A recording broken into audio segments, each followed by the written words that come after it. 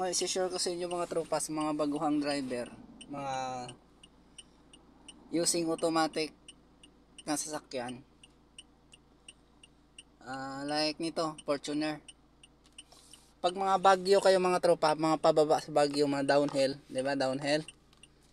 So, ang kailangan nyo lang doon, hindi nyo kailangan mag-drive kasi mabilis yung drive eh.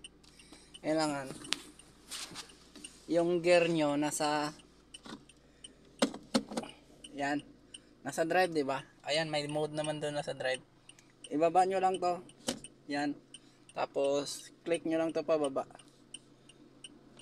3 2. Yan to, medyo may speed yan. Pero yung speed, gusto nyo pinakasigurado 1. 1, yan. Yan yung pinaka engine brake ng ano, yung automatic. Pag nag 1 kayo, pinaka engine brake nya yan. Sa using automatic sa mga pababa, mga bagyo mode. So, yan mga tropa. Kung gusto nyo medyo may speed, dagdagan nyo. Click nyo lang. Yun. Number 2 na yun. O. Diba? Kung pababa, 'di ba? Packet na naman. So yan lang kayo, diyan lang kayo sa to.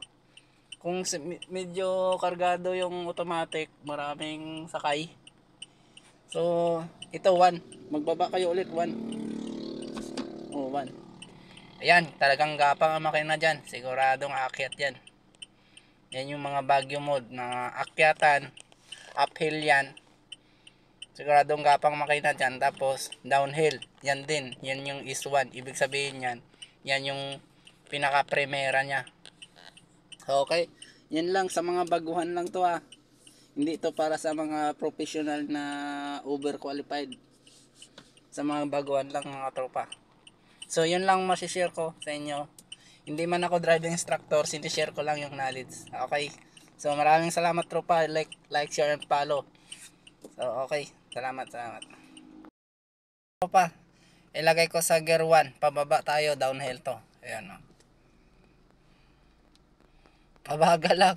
Hindi mo na ginagasan. Pero tumatakbo. Pero mabagal. Yan. Is 1 yan. Huwag mo nang gasan. Yan. Tumatakbo yan. Pababa yan. O, diba?